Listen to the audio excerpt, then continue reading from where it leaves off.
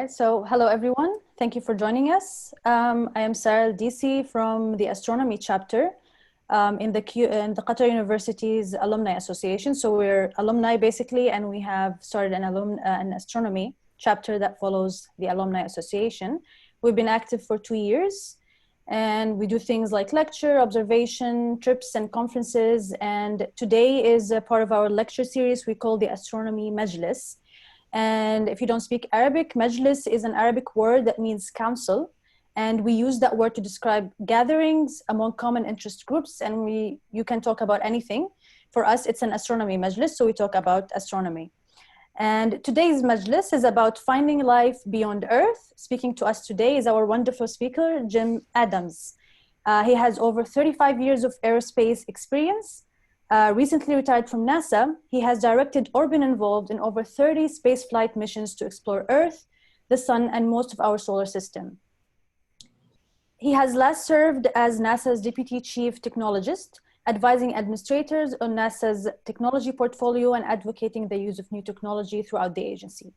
Mr. Adams also served as NASA Deputy Director for the Planetary Science Division, and he was responsible for budget for many missions, including the Mars Science Laboratory, the New Horizon, the Dawn, and Messenger.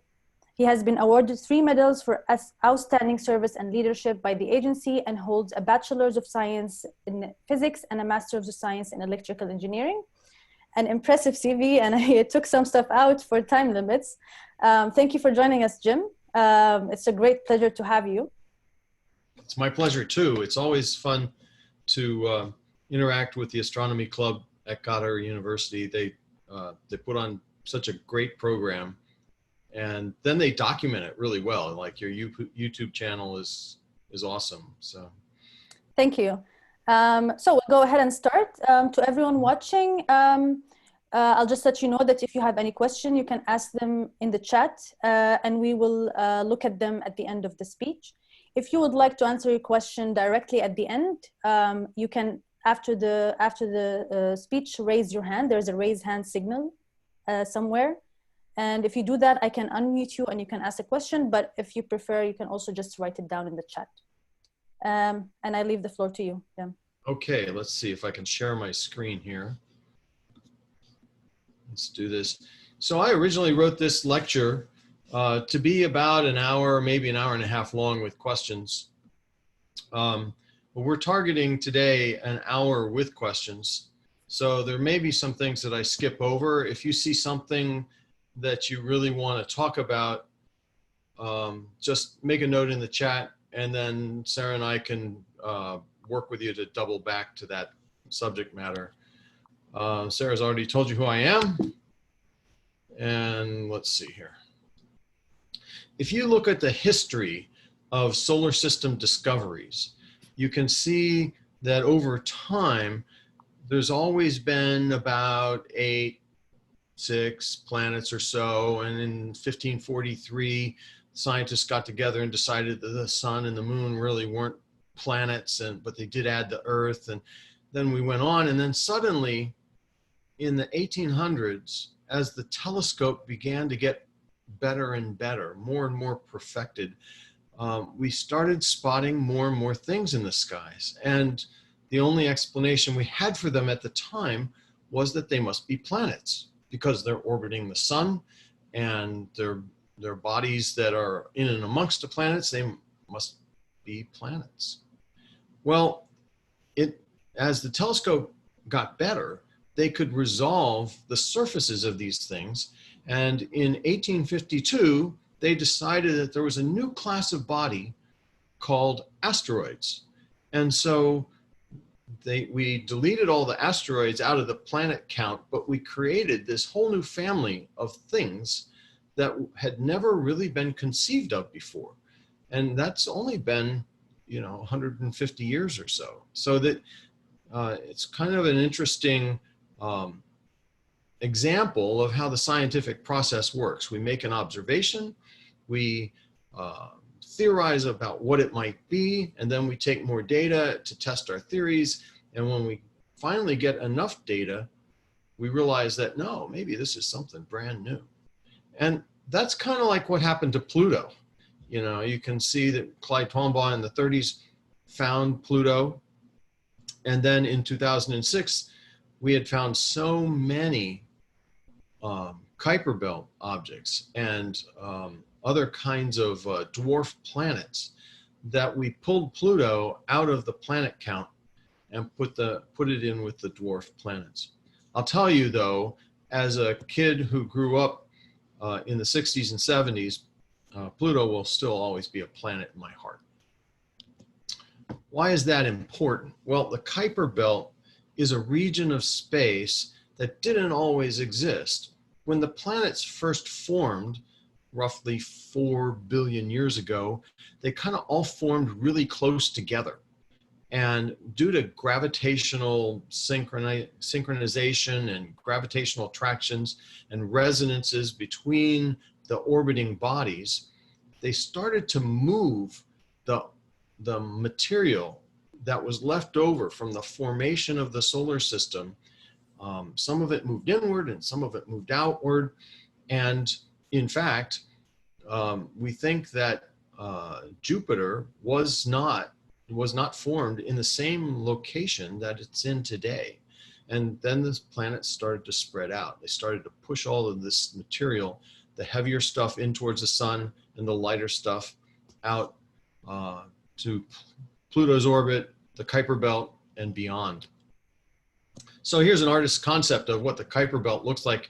And the main reason that we can see Pluto at all is because it's got this highly elliptical orbit. If it was in a circular orbit in the Kuiper belt, then we would not have ever spotted it because it's so tiny and small. Wouldn't have come close enough for us to be able to detect. Just for a little history, if you're a history buff, the Kuiper belt was proposed by a fellow named Gerhard Kuiper, and he did that in roughly 1963. At the time, nobody had detected any Kuiper belt objects, and it was a theory that he posed to explain where some of the mass that should have been to be able to be accounted for in the solar system must have gone as the solar system formed. And here today, you can see the green dots are the Kuiper belt objects that we've managed to detect. And there's thousands of them so far today as a result of advancing technology and space missions and constantly looking outward. Hubble Space Telescope has spotted a number. It's a big area of space, but with a lot of Kuiper belt objects in it. And Pluto is part of that. Pluto is one of the bodies within the Kuiper belt. And in 2006, we launched a mission to Pluto. It took it 9 years to get there. In 2015, it arrived at Pluto. It's called the New Horizons mission.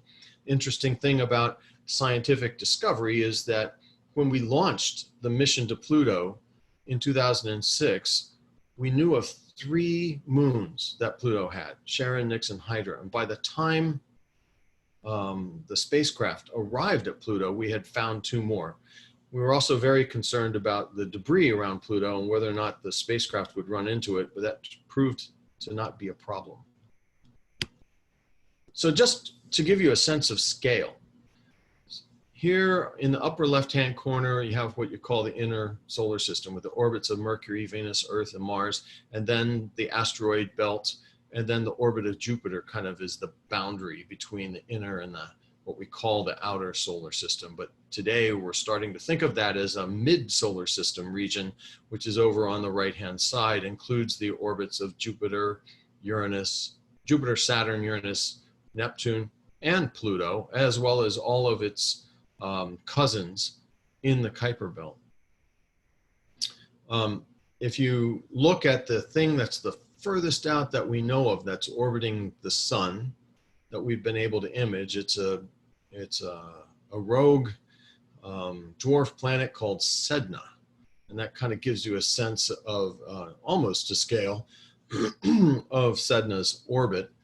But then you move over to the right And so the biggest orbit that we know of is tiny compared to the extent of this region of space called the Oort cloud.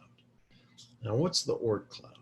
Remember I said that the gravitational resonances between the planets as they were forming pushed the heavier objects in and forced the lighter objects out.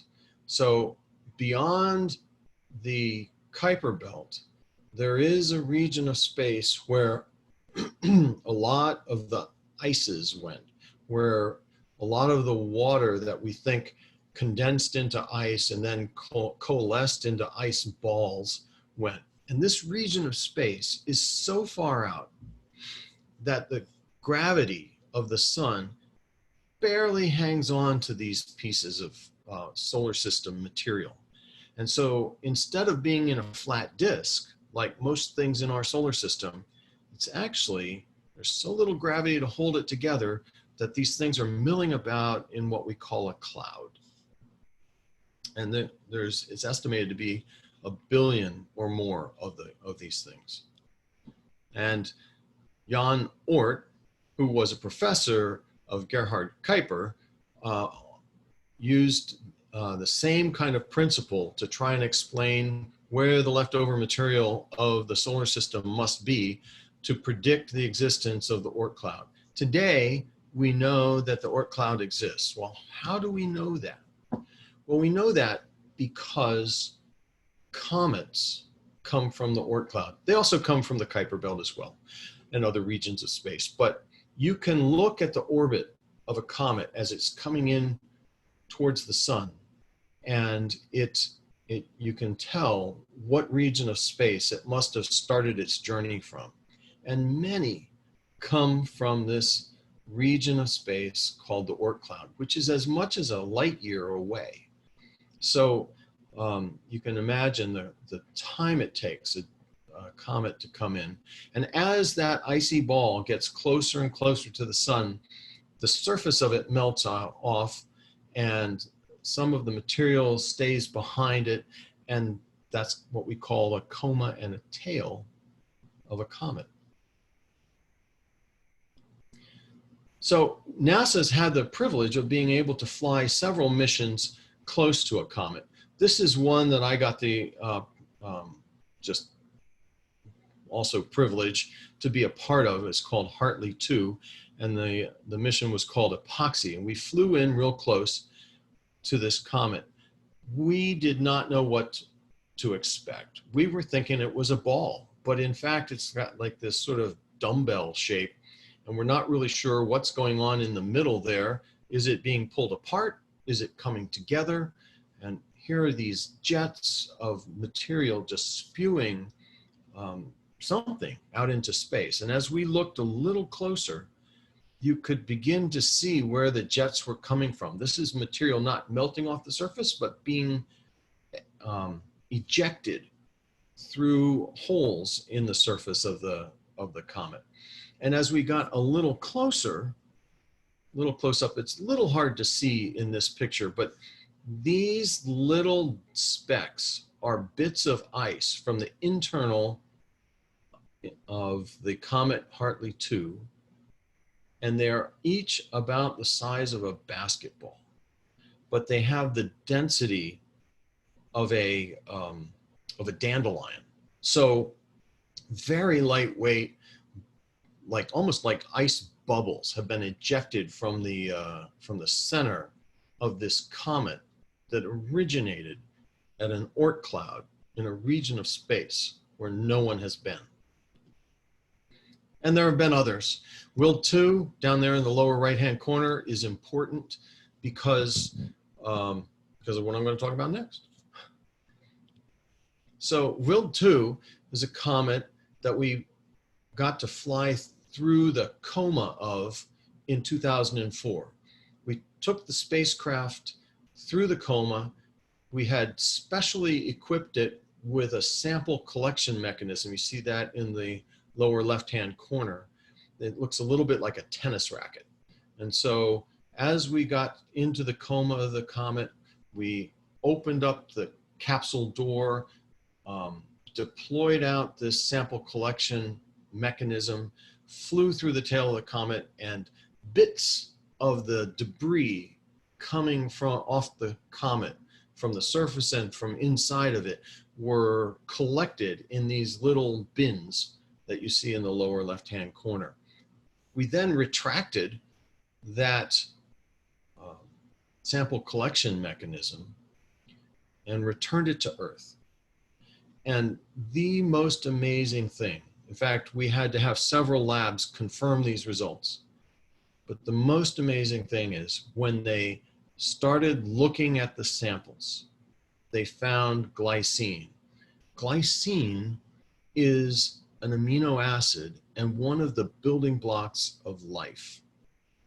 So one of us might ask, what are the building blocks of life doing in the coma of a comet from a region of space where no human being has ever been? So what does it take in current thinking for life to form? From a purely scientific standpoint, the astrobiologists would say you need water, you need a source of energy, and you need schnapps, which is not a German liqueur, but rather it is an acronym for carbon, hydrogen, nitrogen, oxygen, phosphorus, and sulfur. And you put all of those elements together, you can make minerals. You have enough water and energy and some time. The theory is that we can make life. And why do we think that? We think that because we look at life here on Earth. What is life like here on Earth? Well, we know it's tenacious. It lives for long periods of time, and it can go underground and inside rocks and survive some of the most hostile environments. We know that life adapts to metabolize whatever's around so that it's capable of living on the material in and around it. Well, that's important. As we look around the solar system, is it possible that there are things like we have here on Earth, like life, that got replicated or have evolved in other places in the solar system? What we know about life on Earth is that it's diverse. It can survive in some of the hottest environments on Earth. We've been able to find, they call them thermophiles, that survive up to 121 degrees. We've been able to find psychrophiles that have been able to survive down below -40 degrees. We've found acidophiles that thrive at pHs of 0. Just for reference, common household vinegar is a pH of 4. So it can give you a sense that how tenacious life can be.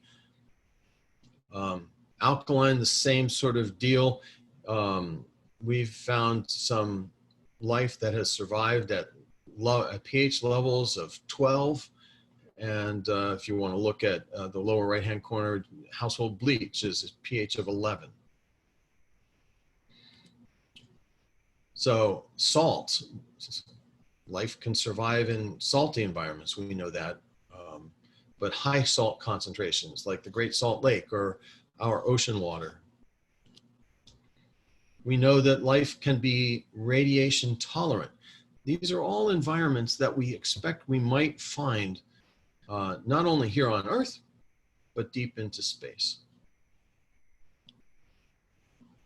And of course, when you end up out in the desert, all you have to do is start digging down a little or turning over some rocks, and you can actually find life gone dormant, even in the most arid areas on Earth.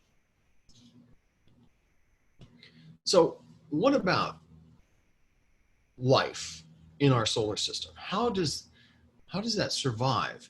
Well, when I was in school, I was taught there was a Goldilocks zone, that Venus was too hot, Mars was too cold, and Earth was just right. Well, our understanding of how life might survive in our solar system has evolved. We now talk about habitability zones, but there are smaller habitability zones. So you can see that there's a possibility that we might have a habitability zone between Venus and Mars, but actually on the backside of Mercury, there might be a spot where we could have life surviving in the ice, believe it or not, the ice on the backside of Mercury. Or Jupiter and Saturn are also two good places. The moons of Jupiter and Saturn are also two good places where we might go looking for ice. So let's talk about Mars for a moment. Mars is a red planet. In 1976, we sent the Viking lander to Mars. It landed, and we scooped up a bunch of soil. We found it to be a dry and desolate place, and decided, and especially dry, was we were looking for water. And so we put the soil back down, took our measurements, and decided that maybe Mars wasn't the place where life might have evolved within our solar system at all. But then we started to see something that we couldn't explain. This is on the left-hand side of your screen is a picture from the Hubble Space Telescope. And the red and the yellow and the green are methane clouds. So what is methane doing on Mars? And more importantly, this methane comes and goes with the seasons. Why would that happen? How is it possible that methane would be dynamic on Mars? I mean, there's methane in the solar system elsewhere, but it's like in liquid form, and it's like a Titan, and there's lakes of it, right? But on Mars, you got this gas emitted seasonally from we think the interior of Mars. And then as the sun disassociates the methane, sun's UV rays, then it dissipates.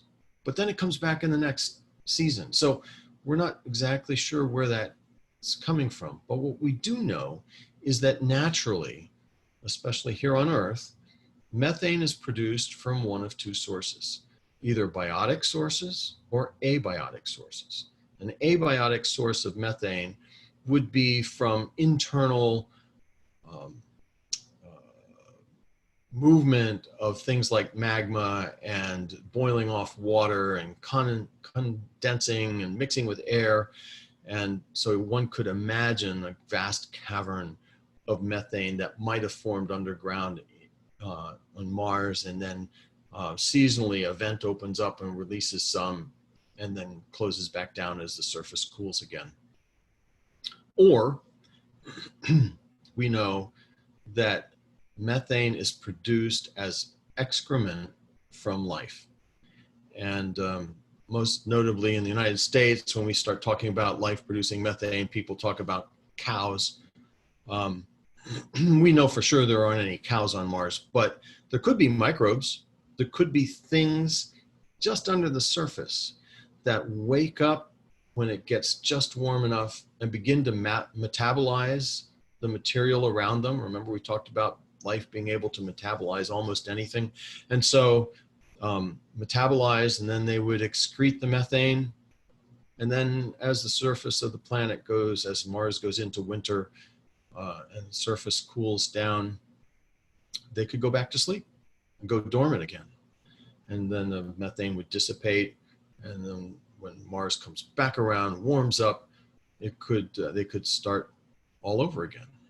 So that's a theory. The question is, how do you test that theory? Well, the Curiosity rover on Mars, which has been there for some time now, since 2016, I believe, has a payload on board that's capable of looking at the isotopes of the methane that's on Mars. And if you look at the ratio of the isotopes of the methane, you can tell whether it was most likely produced by some biotic process or by some abiotic process. The problem with that is where we landed. We're in a crater on Mars, and lots of really interesting things to study there, but there's not been enough methane collected to date to be able to make that measurement. Whoops. To be able to make that measurement. So we are, we're traversing Gale Crater, and we're looking for methane concentrations high enough so that we'd be able to make the measurement. But also in, well, this month, NASA is going to launch the Perseverance rover to the surface of Mars to a different destination. And I suspect they'll be wanting to make a similar kind of measurement there. Maybe they'll get concentrations high enough they'll be able to test. On Earth, what we know is that there are zones, there's regions that become stable for life, for stable conditions for life. And so we've been working with the European Space Agency and others to try and find ways to measure the temperature at depth on Mars, to be able to determine what is the most likely region. How far down would we have to go underground before we get to a region where life might be stable within the surface of Mars? And also above it, you know, where it might be active, where, you know, it could come and go as the temperature warms and cools as Mars goes through its seasons.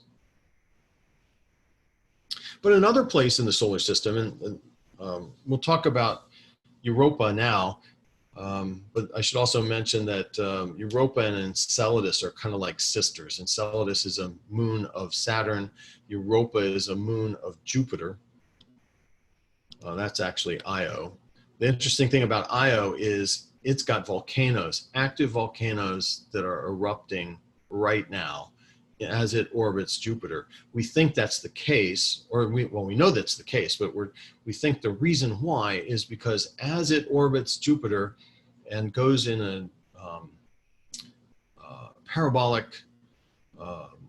elliptical orbit around Jupiter, the gravitational differences at different points in the orbit begin to warm up the interior of Io to the point that it builds up these gases and it finally ends up having to release them, and we end up with these volcanoes. And you can see those on the upper right-hand corner of the inset there. I believe that picture was taken by the New Horizons spacecraft as it did a flyby around Jupiter to gain a little extra speed on its way out to Pluto. But Europa. Europa was discovered by Galilei, and they had thought that maybe it was another star, but then he tracked it and realized that it was actually orbiting it, and its three other brothers were orbiting Jupiter. This picture was taken by, I believe it was Voyager. Maybe it wasn't. Oh, it was taken by the Galileo mission. Yes, it was taken by the Galileo mission, and we did several passes over Europa. One might ask, well, what is going on in this picture? What you see in Europa is a moon of Jupiter that is about the same size as our moon. It's a little bit smaller. It has an ice shell that's several kilometers thick. And based on watching how Europa responds in its orbit around Jupiter, we're able to tell that there must be liquid, likely liquid water, underneath that ice shell. In fact, estimates are that Europa has 2 to 3 times more water in it than the Earth has on it. So that's an awful lot of water. And we believe it's liquid because of the way Europa wobbles in its orbit as it goes around Jupiter. So what are these brown lines? that's a color-corrected image, but in fact, those are rift lines where we believe the ice shell has fractured and then refrozen, and possibly some of the material from inside inside the ocean of Europa has welled up and become part of the surface. And then when it's exposed to the radiation environment around Jupiter, it turns that odd color. Here we have a little picture of what it might be like under the surface of Europa, the ice covering with the liquid ocean, and there's probably some sort of core in the middle, some kind of rocky interior. The water, either through hydrothermalism or through magnetism, is heated up, and it rises gently over time through what we think is probably a salty ocean into a region just underneath the ice shell, and creates these zones called chaos zones, which then ultimately creates stresses and fractures in the ice shell, and then it bleeds out, and we're able to actually see the interior. In the same way that a comet was spewing its interior material out for us to detect, Europa is doing the same thing. We've detected jets of material coming from the surface of Europa, so that someday when we're ready to sample the material, like we did with the comet of Wild 2, when we're ready to sample the material of Europa, all we'll have to do is to fly through that jet, and we'll be able to get unadulterated material from the interior of the European moon. Bring it back to Earth, and we'll be able to analyze, well, what is it? So our theories of what we think is there are gaining popularity and becoming more and more important, but then we're going to make a measurement. Someday we'll make a measurement and we'll find out what's really there. And when we do, we'll adjust our theory. This is an artist's concept of the Oort cloud, what it might look like from out beyond the Oort cloud. The interesting thing about the Oort cloud is that it is on such the edge of our solar system that when the sun was being formed in its stellar nursery, we know that it was formed in astronomical terms more closely to other stars than it is today. So things have migrated apart over the billions of years that it took to form our sun. And what we know now by modeling is that these other stars that were close at hand and our star at one time shared the same Oort cloud material. So we were swapping this material in our own stellar nursery that has amino acids in it. The building blocks of life could be ubiquitous, that is pervasive around our solar system. And just to blow your mind just a little bit more, the Kepler mission was sent up in the 2000s to look at one tiny region of space. And all it did was stare at those blocks. And it looked at looked for changes in the starlight as it was coming through. And if the starlight twinkled just a little bit, there's a way, mathematically, you can infer that there must be a planet there. We call those exoplanets. Exo meaning outside of our solar system. These are planets that are outside our solar system. To date, we have found in excess of 4,000 exoplanets. So billions of stars. Just looking at this one little region of space, we found, just from Kepler alone, over 2,500 exoplanets, with many more waiting to be classified. And then of course, once Kepler reached with some success, then there were some ground-based astronomers that also started doing this kind of technique in other regions of space. And so the count is up over 4,000. Well, what is that like? Other stars with planets, maybe they're the size of Jupiter, maybe they're the size of Earth, maybe they're nothing like Earth planets at all. But the bottom line is that all of these stars may have their own Oort clouds. They may have their own sources of energy. They may have their own amino acids. They may have their own water. And what's the probability that life also formed in those regions of space as well? So I think it's pretty high, but it is difficult when you start thinking about how life gets a foothold somewhere, to think about life just starting from nothing. So the theory still needs to be proven out. And as our techniques of observation get better and better, we can begin, now that we know where the planets are, we can begin to start trying to do spectroscopy on maybe the atmospheres of those planets, which might tell us then again whether it's oxygen rich or nitrogen rich, or whether like Titan, it's full of methane and that sort of thing. So 4 big questions that you should be asking as an astronomer. Where do we come from? That's one of the things that the cosmologists are constantly trying to understand. How did our universe form? And inside of it, how did our solar system, or our galaxy and then our solar system, form? And what about Earth? And is Earth unique in all of the expanse of the universe? And given that, where are we going? How will we evolve? Is Earth going to end up in a billion years looking like Mars, or is it going to end up looking like Venus? Or is it going to stay the same? We don't know.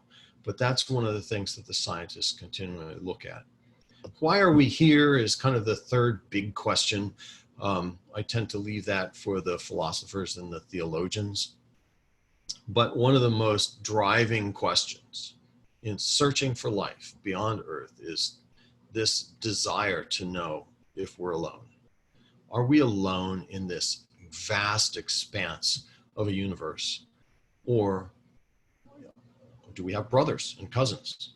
It would be very interesting to find out. So as we go looking throughout the solar system, whether it's at the backside of Mercury, or whether it's Mars or Europa or Enceladus, which I haven't really talked that much about, we're going to start looking for life. And it might be along one of these ridges. I doubt we'll find penguins, though. That's a picture of an ice ridge in Antarctica. So one of the things I really didn't talk too much about Saturn is this is a picture that was taken in 2006 of Saturn, and the spacecraft Cassini was in just the right position such that Saturn was backlit by the sun. And you can see all the lacy rings of Saturn and the atmosphere of Saturn getting lit up because of the sun's light rays working through it. But if you look over at about 10 o'clock here in this region of space, I'll circle it for you. That's Earth. So everything that we know is on that little dot. Every person that has ever lived or existed that we know of is on that little dot. And that's just from Saturn. Can you imagine what the possibilities may be as we begin to explore all of the rest of our solar system, all of the rest of our galaxy, and beyond? I think the possibilities are infinite, and I hope you do too. That's it for my lecture. I kind of raced through it, but I do have time for questions, Sarah, if there are any. Yeah, thank you. And well, if anyone has any questions, you can either raise your hands or you can write them in the chat. And if you feel more comfortable writing the question in Arabic, then I would be happy to translate, so you don't have to worry about that. I'll start with my own question. I mean, for sure, we're not expecting to see penguins. We're more looking into like bacteria or similar stuff. But do you also think that the goal is to find life that exists now, or that exists more, if it existed ever in the past? Well, the answer to both questions would be phenomenal, wouldn't it?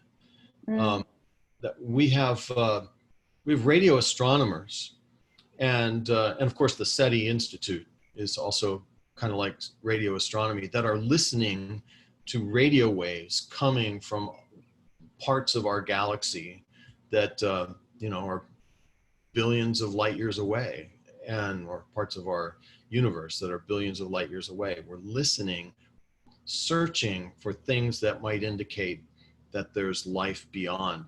And you do that in radio waves because in the time that it takes light to transport from that region of space to here, the redshift moves the wavelengths longer and longer. And so by the time that light signal gets to us, it's actually in radio waves. But at the same time, the SETI Institute is listening for things like radio waves that might be modulated. Radio waves that, you know, like we have FM radio signals here, frequency modulation.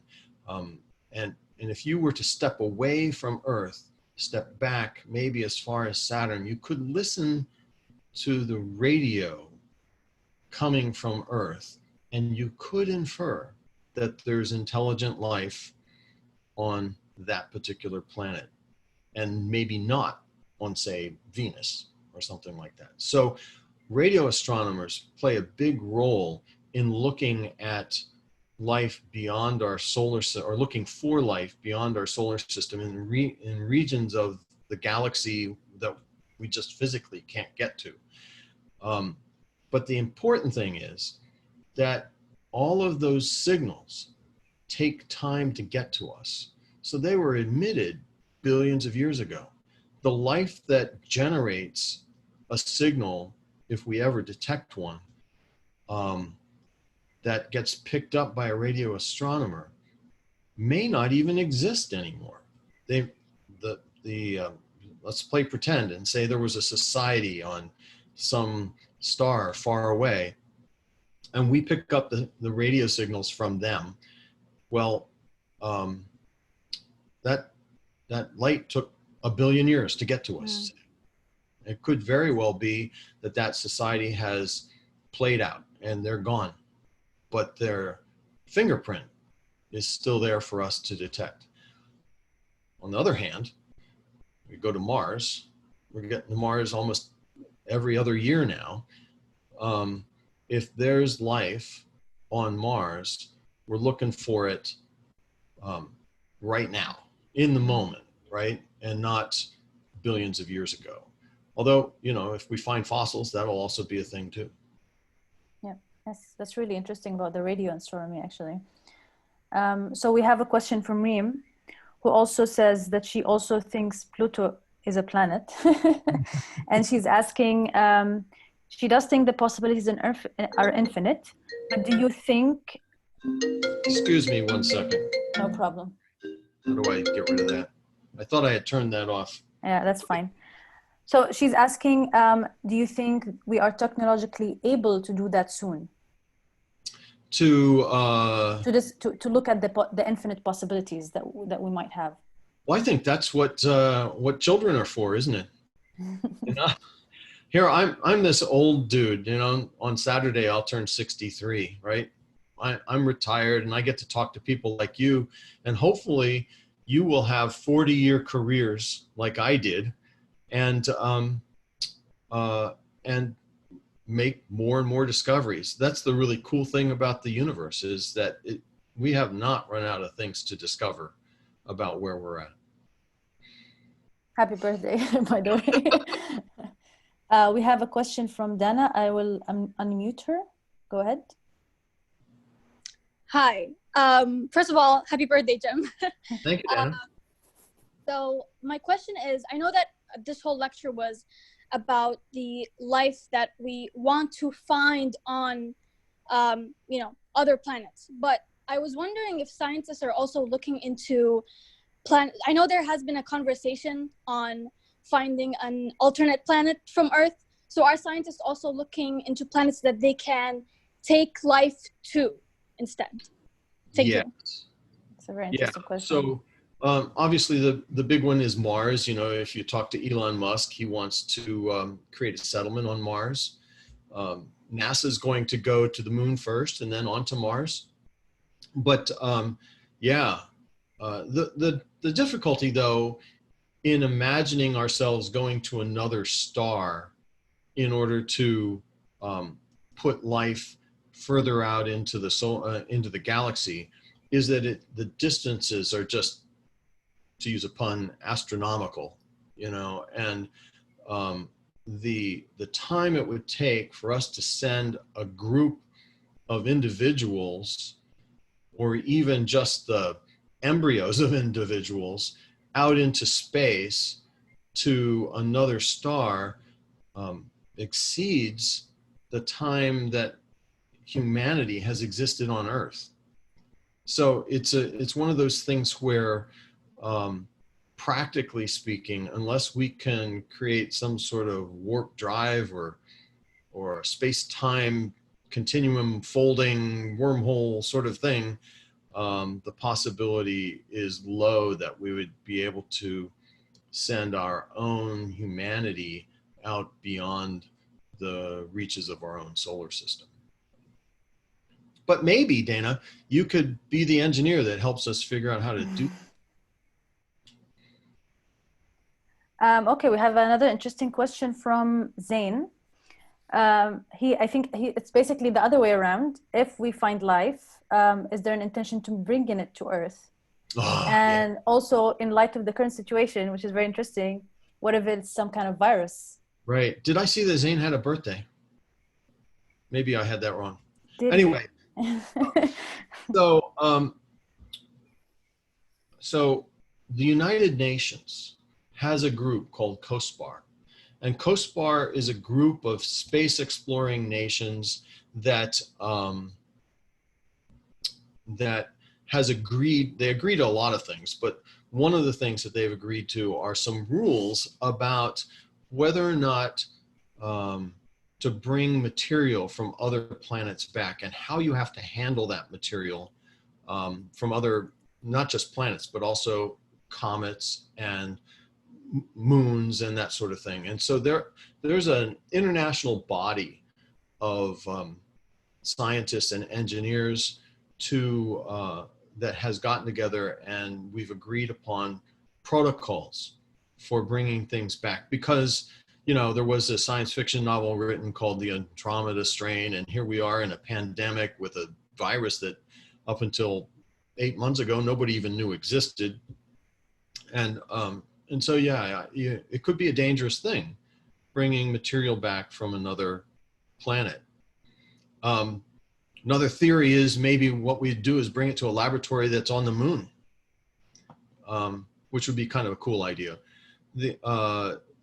Also, that protocol works both ways. So when we send a mission to Mars, to a region of space where we think there might be life that could be existing today, we're very careful to decontaminate our own spacecraft and rovers so that when we get there and we start looking at the material, say at Mars, and say we detect DNA at Mars, it would be a real bummer if we were to detect our own DNA. Yeah, for sure. You know, what we really want to know for sure is, are we making accurate scientific measurements? So that protocol, like I said, works both ways, inbound and outbound. Great. Mamdouh asks, I don't know if you would know the answer to this question actually. How many planets did Qatar discover? Oh, Um, I don't know the answer to that. I took the liberty of looking that up. And that's according to the exoplanet directory from NASA. Actually, there is 10 planets that Qatar discovered with the exoplanet survey, I think, which you are referring to. Yeah, yeah. And Some ground-based telescope. that's very nice. That's happening in Qatar. So Asara is asking, she would like to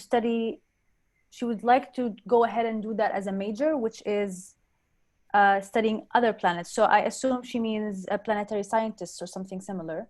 And how do you suggest that she goes on about that? So a degree in astrophysics is good. A degree in astronomy is also very good, because right now, if you're going to look at exoplanets, the only way to look at them is through telescopes and radio telescopes. So studying, I guess, physics for your undergraduate degree and either astrophysics or astronomy for your graduate degree would be just a really awesome way to begin to do that. And there are observatories, as Sarah has mentioned, even in Qatar, that are doing that kind of astronomy. And so it's a great career to plan for. Great, and we wish you the best, Sarah. Nada's asking, do you think smart life exists? So not bacteria.